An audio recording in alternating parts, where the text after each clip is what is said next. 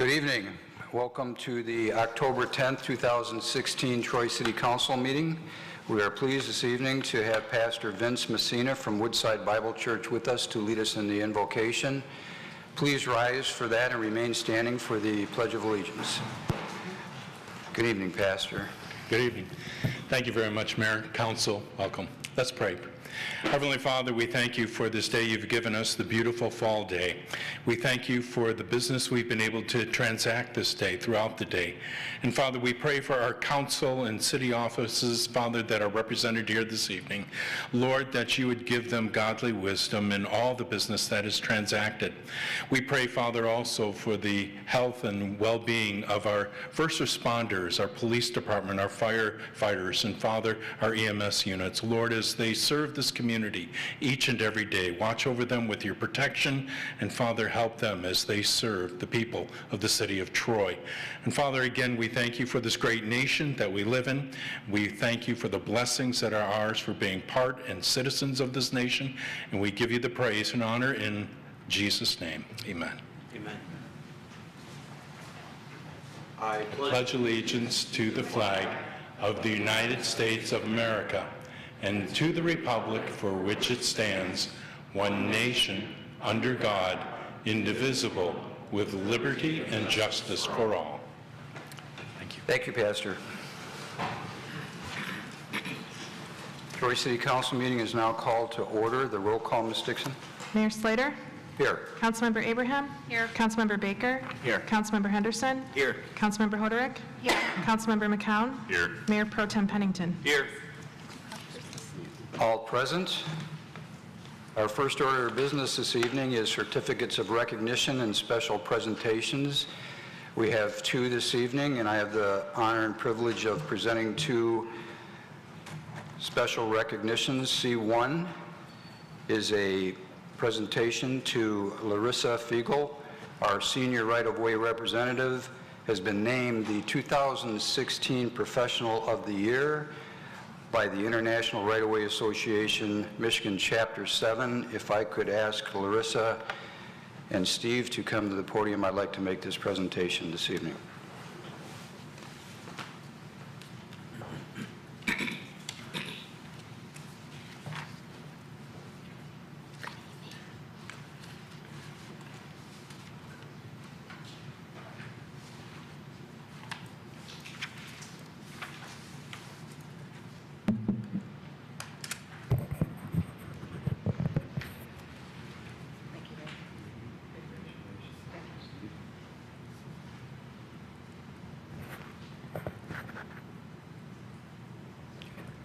For those of you that don't know Larissa, she was a jewel that works for the city of Troy. We are so proud of her. And if I could, I'd like to read why she is so deserving of this award. She's been with the city of Troy for 15 years, starting in the real estate and development department, and now, of course, she's in the engineering department. Larissa has acquired the right-of-way for many of the largest major road projects in Troy, such as John R., Rochester, Big Beaver, as well as buying and selling numerous properties and acquiring easements for the benefit of the city of Troy. And I remember one of those up at Rochester and South Boulevard, where she actually got us a piece of property for free. And that's quite an accomplishment. But as a member of the International Right-of-Way Association for the past 15 years, she is certified in all disciplines of right-of-way. Larissa is the past president of the statewide Michigan chapter of IRWA, Chapter 7. And this year, Larissa was named the 2016 Professional of the Year by the International Right-of-Way Association, IRWA, at their annual education conference held in September.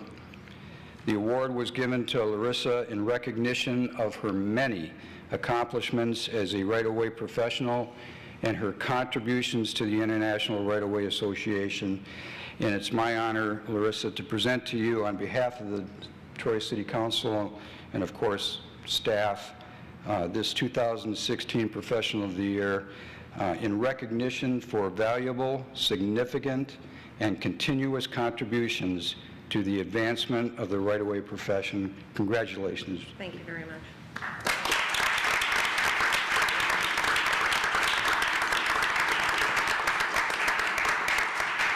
Let's pretend we're on Let's camera. pretend. Thank you. Congratulations. Thank Sure. you. You wanna May I say- just, Sure. a few thank yous, if I may. Thank you, Mayor. My sincere appreciation to the Michigan chapter of the International Right-of-Way Association for this recognition. It would not have been possible without the complete encouragement of support of Steve Van Dett and Bill Hootery. They, along with city administration, have supported my participation in peer organizations and continuous education. The climate here is one of encouragement and respect, inclusion, and participation in our peer associations. So I thank you, Mayor and Council, for the ability to learn and to lead, which ultimately allows me to share with the citizens of Troy and anyone developing or doing business in Troy with as much relevant information and insights as possible. I don't do this job alone. I rely on every department for their expertise and assistance. I'd be lost without assessing or planning, and I can't tell you how many hours I've spent with Lori Bloom and her staff. But a special thank you to everyone in the engineering department. I envy and thank them for their professionalism, their work ethic, and their camaraderie. I have the privilege of working with colleagues whom I respect, and I share this with them. Thank you.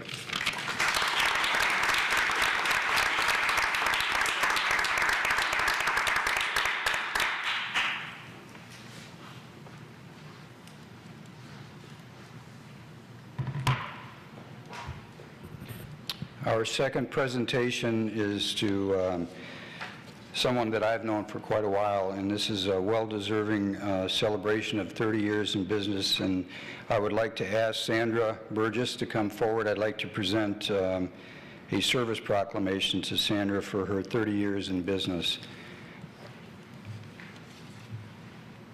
Congratulations. Thank you.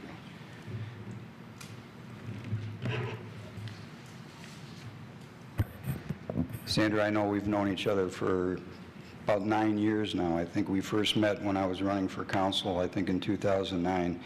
So I consider you a friend of mine, and congratulations. Thank you. If I could, I'd like to read this into the record. It's a great story about Sandra and her business. So this proclamation to celebrate Burgess Strategic Marketing Service, 30 years in business. Whereas Burgess Strategic Marketing Services is celebrating its 30th anniversary in the city of Troy. Owner Sandra Burgess started the firm as a senior level advisor to small business owners, corporate executives, and nonprofit boards, bringing a vital perspective to business planning, the customer's point of view. And whereas Burgess Strategic Marketing Services keeps clients focused on what is important for success tomorrow, not just what is urgent today. This is accomplished by injecting strategic thinking into the planning and execution of marketing communications and public relation campaigns so that they achieve both short-term objectives and long-range organizational goals. And whereas Burgess Editorial Services, the firm's creative division, combines strategic vision with the tactical expertise needed to carry out marketing campaigns. And whereas, besides professional skills, owner Sandra Burgess attributes the firm's longevity to persistence, parental support, and I see that you have this evening, and the patronage of outstanding, socially responsible clientele. One of the company's guiding values is to remember that the business owes the community more than the community owes the business. And whereas clients have ranged from multinational corporations to small local companies, Burgess Strategic Marketing Services specializes in working with clients in healthcare, transportation, and human services, but also has served many companies in information technology, manufacturing, and other industry sectors. And whereas Sandra Burgess is a strategic planner, marketing strategist, and professional communicator experienced in leadership and management, marketing, communications, market research, public relations, corporate communications, and of course, journalism. She launched her company after working for 9 years on the marketing and public affairs staff at Beaumont Hospital. And whereas Sandra started her career as a journalist for newspapers in Michigan, Ohio. In addition to kudos from delighted clients, she has won more than 24 awards, including national and international honors for communications planning, leadership, writing, and publications management. So now therefore be it resolved that the mayor and the city council of the city of Troy hereby congratulates Sandra Burgess and Burgess Strategic Marketing Services on their 30th anniversary in the city of Troy.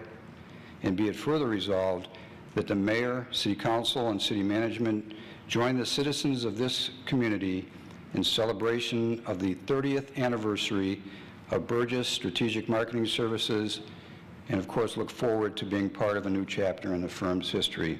It's signed this 10th day of October 2016 by myself, all members of City Council. Congratulations to you, Sandra, and thank you so much for what you've done for our community. Congratulations. Thank you, Thank you.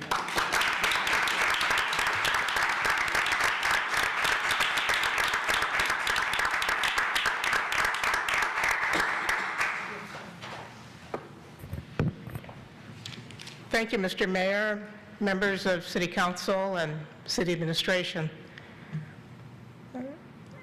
This is an example of how the City of Troy supports and helps to thrive not only large corporations, but also really small companies such as mine.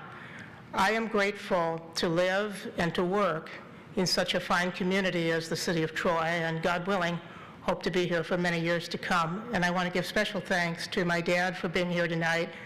Without his support, including financial support in some really lean years from my dad and my late mother, I wouldn't have been able to celebrate this 30th anniversary for Burgess Strategic Marketing Services. Thank you.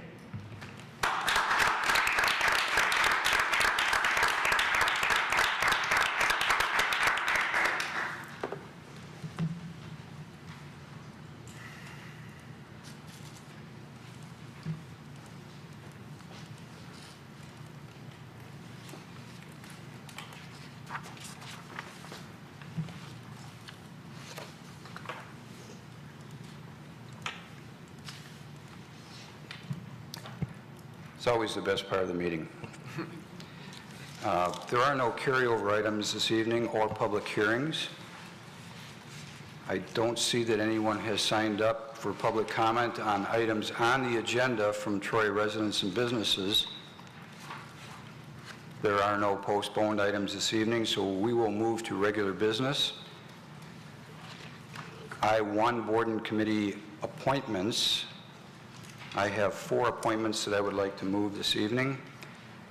I would like to move Dennis Bostic, Rebecca Chamberlain Kringa, Lawrence Kiesling, and Alan Kurlik to the Downtown Development Authority for the terms that expire 9/30/2020.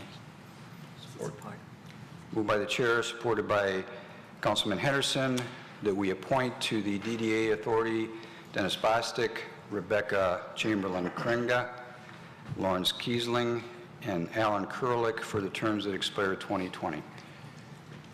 Discussion. The vote, Ms. Dixon. Mayor Slater? Yes. Councilmember Abraham? Yes. Councilmember Baker? Yes. Councilmember Henderson? Yes. Councilmember Hoderick? Yes. Councilmember McCown? Yes. Mayor Pro Tem Pennington? Yes. Motion passes. Thanks to those 4 for continuing to volunteer to be on such an important committee for the city. I will now give the microphone to Mayor Pro Tem Pennington for City Council appointment. Thank you, Mayor. I have 1 appointment today for the Zoning Board of Appeals. Resolved that the City of Troy City Council hereby appoints Dan Agawas for the term expiring 4/30/2019. Support.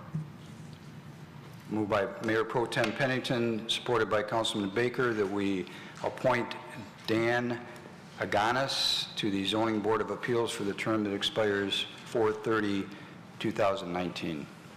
Discussion?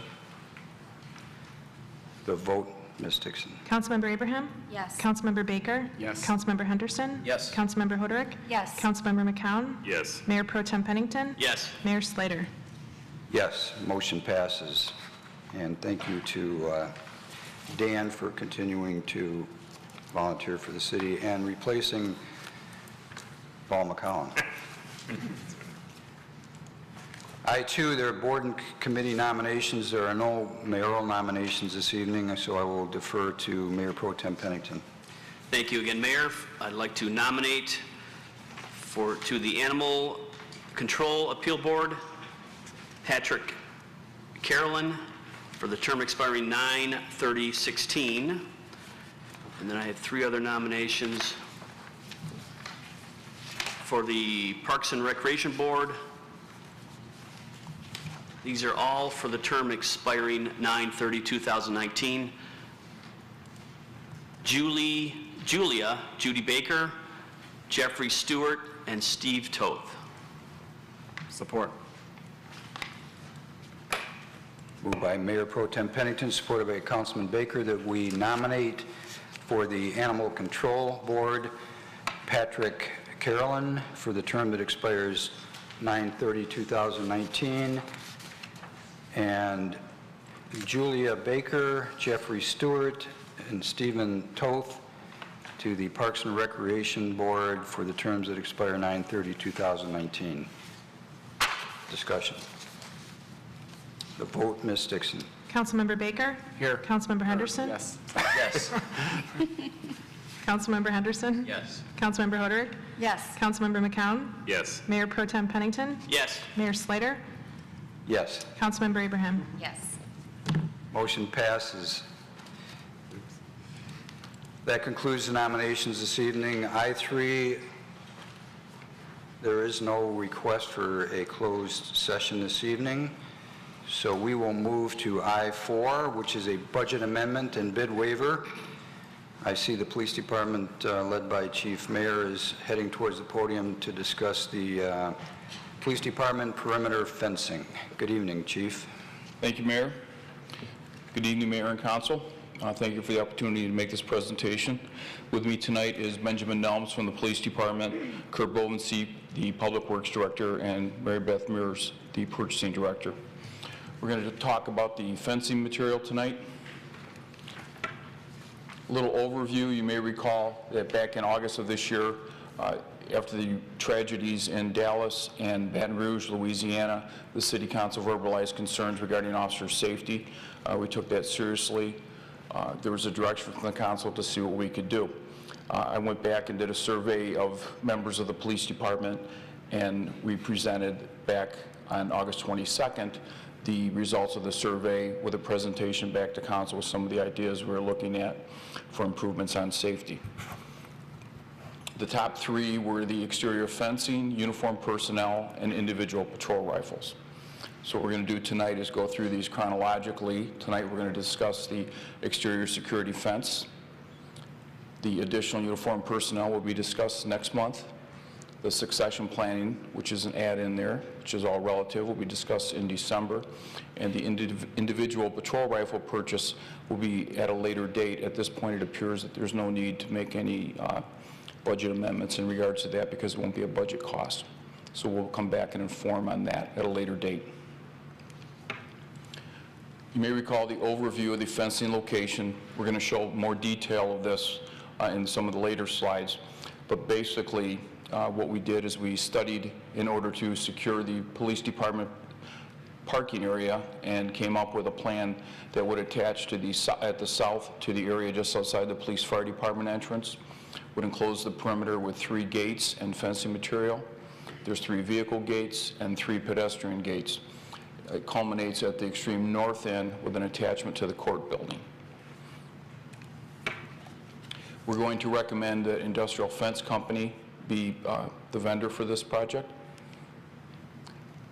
After a careful study, what we're recommending is that we upgrade to the better fence, which is the Ameristar Impasse 2 Stronghold fence. This just illustrates the fence in a close-up view. We like the way that it had 3 sections to the fencing material. The lower right has the overall view of the fence. The upper right is just illustrating what the pedestrian gates will look like. And we did note that this has a U.S. Department of Homeland Security safety certification, which gave us some degree of comfort. We're looking at 2 different gate configurations. One of the challenges that we had as a group when we walked with the vendors out there, you don't really think about it, but the topography and some of the existing structures that we currently have cause some concerns and difficulties. So it's not a straight-out fence project with gates. We had to accommodate the existing structures that were in place, air conditioning units, dumpster locations, different grades, and that type of thing. So we ended up looking, getting opinions from the vendors when they came and looking at the project itself. And the 2 different gates for vehicles are going to be a tilt-away vertical pivot gate, which someone coined the phrase, it's like a DeLorean door, it swings up. And that is a gate that we're going to recommend for the extreme southern end by the building entrance. There'll be 1 big gate, and then the egress portion of the middle gate that's illustrated there with the 2 yellow stars. Now, one of the factors we took into consideration with this is space, and the other one is the fact that in Michigan, because of the weather and the snow, the possibility of heavy snowfalls in a short time period, and us being a 24/7 operation, we couldn't be have snow interfere with our gate movement. So this will take care and accommodate that issue. The second type of gate we're looking at is the sliding gates, and those will be at the middle gate ingress location and at the northern gate ingress and egress location, so entry and exit at the northern end. And those are 3 sliding zip track. They also will not have difficulty with the snow, and they're fast enough to allow rapid movement of patrol cars in case of emergencies. So we're very comfortable with those. There's one area by our Sally Port, which is illustrated with the star there in the center, that we had to go with we wanted to go with a privacy fence. So it's a different fence look. It's a very short area. And the reason for that is we've had past incidents where citizens would come up and look down into the Sally Port area when officers were unloading prisoners or when we were bringing prisoners out for blood test. We actually had an incident where parents were out there yelling for their child that was in custody not to take the blood test from the police officers. So this will push that back where they won't be able to get that close, and it'll stop the view of people being able to see our Sally Port area and enhance officer security. So I went through the project, described the project, now to discuss a little bit of the process, and that's where the team is here to answer any questions you may have. I want to go through, we got into this because of the security concerns that we had at City Council recognized and brought forward. There was a definite sense of urgency that was relayed to us to move forward in a timely fashion with this project. We had the time constraint that we needed to get this accomplished before winter. There's issues with the construction in winter, obviously digging the post holes in that. The third point is it was a multi-departmental project. The city administration, Mr. Kishnick and Mr. Tom Darling brought us together. The police department, the DPW, and purchasing all worked together on this to make sure we're doing it right and got it done in a timely fashion. We went through the request for proposals. We actually walked the project site with 4 vendors, went through and told them our concerns with the site itself, listened to their concerns and ideas, and it was a great 2-way conversation. And that allowed us to obtain quotes for the project costs. After careful consideration of the price and project design, we recommend that Industrial Fence is the vendor that we go with. There's a very well-written document that details a lot more than that we're not presenting, that you have in your packet. You look at the overall price of this, there's the base price, the upgrade that we recommend, and then a 10% contingency, which we hope not to spend, but we want to make sure we have it in there. That allows us to ask for a $280,000 for this project. So we stand ready to answer any questions that you may have. Thank you. I know there were some questions asked in advance and answered. Did anyone from council have any further questions, or Councilman Baker? I was just wondering if you could speak briefly as to the not specific security concerns, but why this is important to the police department and why there is the urgency that we feel. Certainly. Unfortunately, at this point in our nation's history, there's been definite straight-out attacks on police officers merely because of them wearing a uniform. It's occurred in various locations. There's the Baton Rouge incident was in close proximity to the police station. There's a theory that the man was on the way to the police station. There's been other attacks when police officers are at restaurants dining. There's been ambushes. There was an incident in Oakland County where officers who had their patrol vehicles parked for some training exercise had the lug nuts removed and the tires fell off one of the patrol cars. So there's this definite sense of urgency that we have to make sure that we're securing our marked units and the perimeter of the building. We have issues because of our proximity to the court and the fact that people can't just walk over I-75, where we have people walk through the police parking lot. So we have security issues with that. We've got a lot of computers and guns that are in the vehicles. They're all secured, but police officers are in and out of the station, and their vehicles are there. Police officers, a lot of them bring their equipment home with them because there's just so much equipment that police officers carry now. So they have that time period where they're exposed, either equipping or de-equipping their car, where we've had several incidents where people have walked up to them. And it's very startling when you're doing that in this role in this day and age. So based on those concerns and the verbalization from the council, we put those together to create this opportunity to get the fence to secure the location. Thank you. Certainly. Any other questions? Councilwoman Hoderick. Thank you for the swift and speedy and thorough work on this. There is in our packet a lot more detail than what was just presented here, and really appreciate the effort and the collaboration that went into this. This is one of those quantitative kind of capital investment safety things.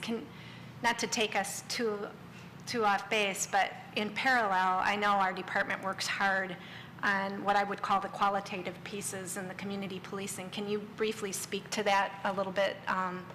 Because it's part of the whole safety of our officers to me. I'll take a stab and you can tell me if I'm going in the right direction. When you think of security in a police department, what we don't want to do is we don't want to have our police department appear to be a building that's, say, in Fallujah or in a war zone. We're a community police department. We're a local police department that takes pride in our community efforts in dealing with the community that we serve. So we want to be open, but at the same time we want to balance it out with the security.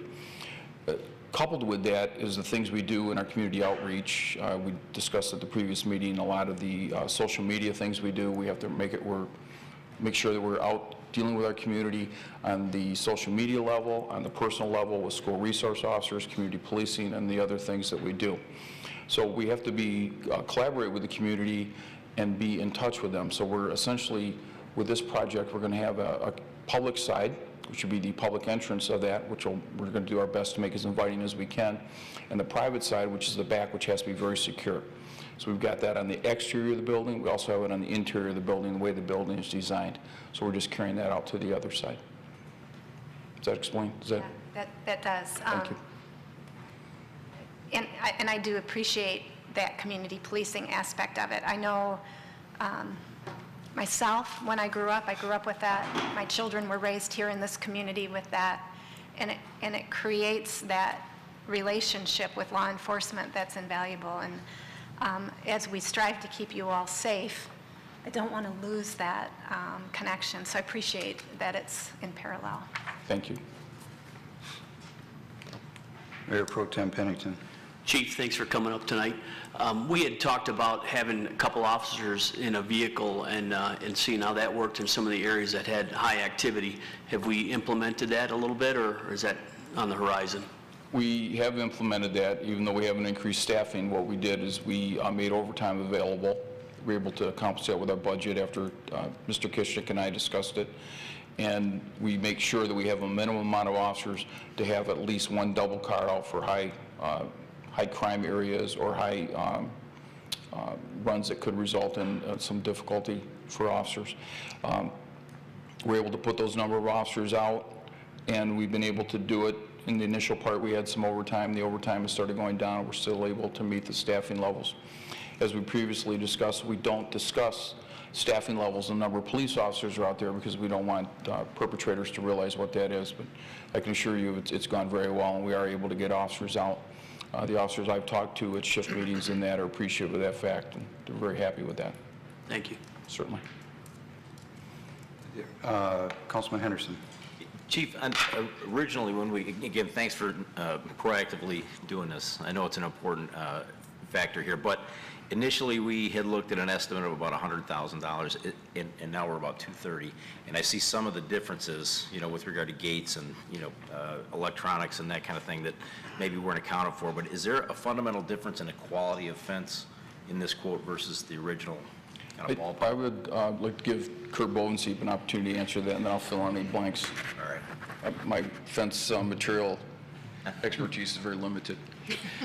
So the original estimate, as Chief provided, I think on August 22nd, was $150,000. That was, a local vendor was solicited to give us an estimate, along with some other professional sites we use on the internet to kind of gain a value of a linear foot price. So that's where that estimate came up. That vendor did get an opportunity to bid as well and did come in higher than his original estimate. Unfortunately, they didn't include the security aspect, the gate access, the vehicle access.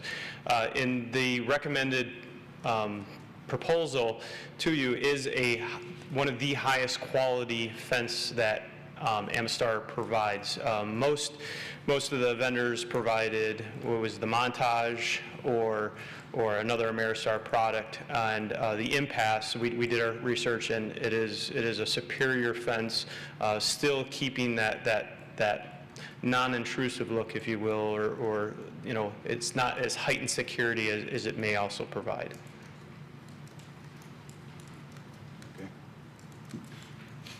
Any other questions from council? I appreciate that we expedited this project because I think I said at another meeting that having it in the spring of 2017 was not what we were looking for. I appreciate you, staff, putting this together, and I hope we're confident that we're going to get this up by the end of November, correct? Is the dates that we're hoping for. Thanks to everyone that worked on this. I appreciate it. Thank you very much. Thank you. We do have a yellow sheet for this, so if somebody is going to move this resolution, I would ask that you move the I-4 as printed on the yellow sheet as opposed to on the agenda. We had one, I believe, a typo that was corrected. Councilman Baker.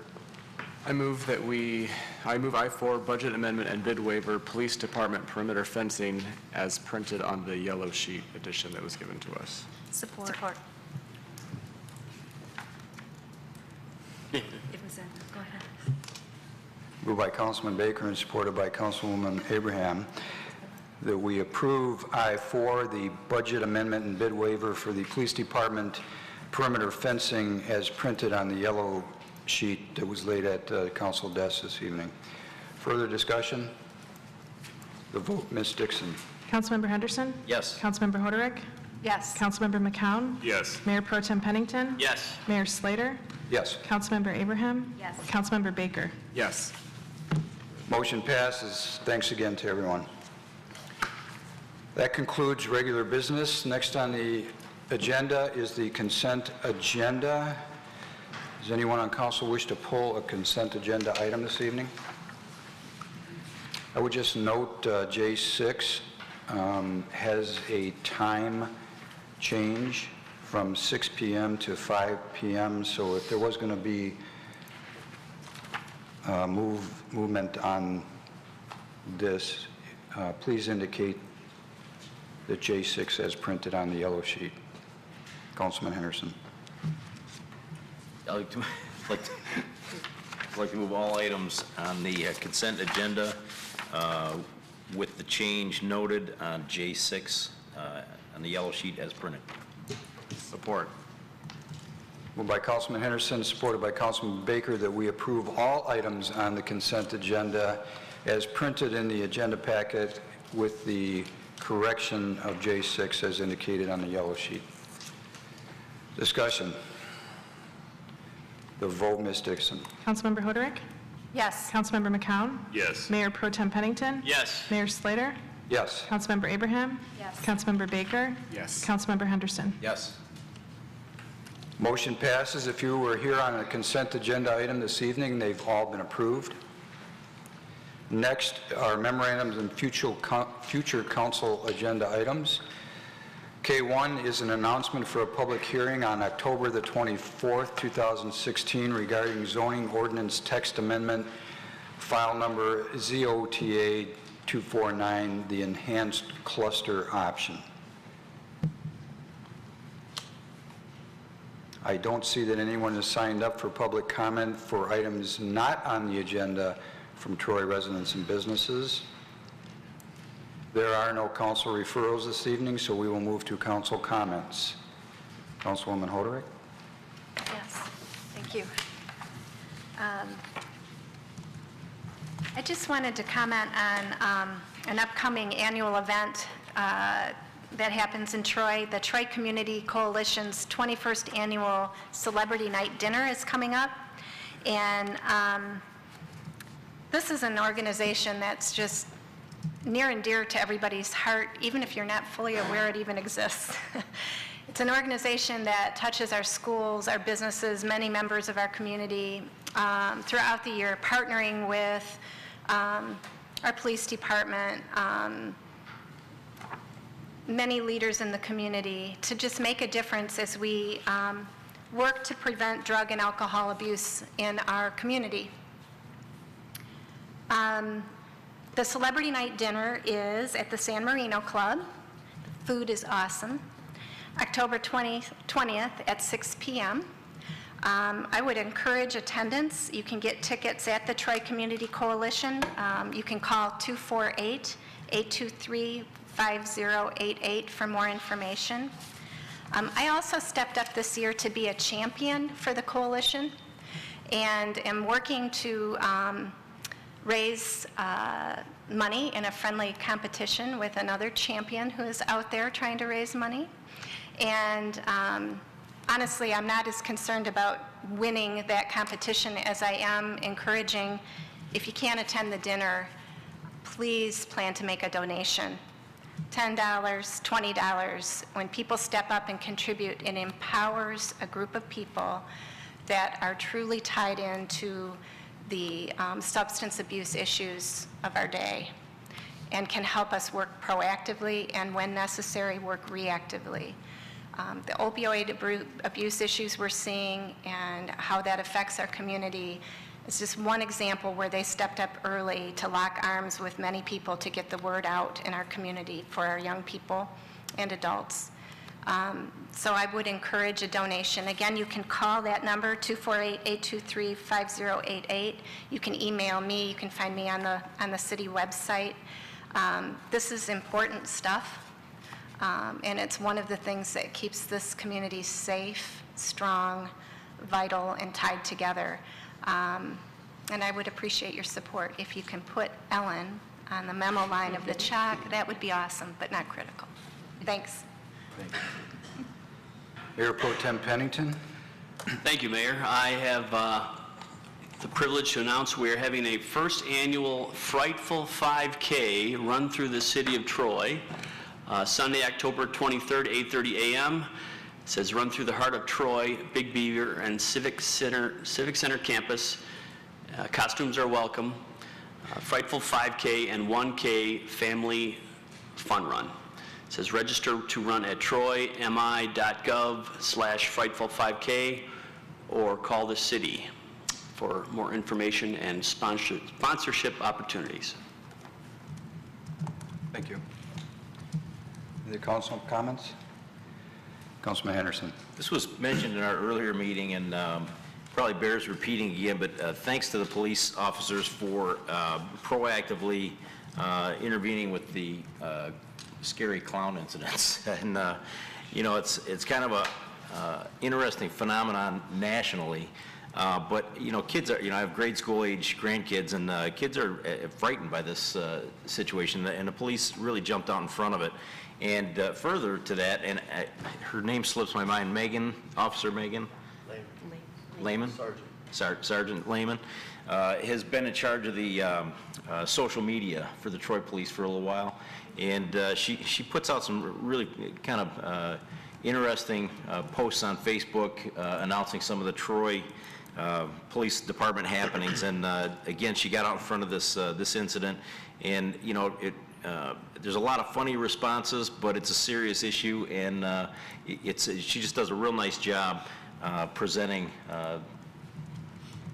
typically unusual incidents for the citizens of Troy. So she has a great way of handling all that, and it's appreciated. Maybe we could ask that you don't dress up as a clown For the Frightful 5K. for the 5K, right? Probably a good idea. Good idea.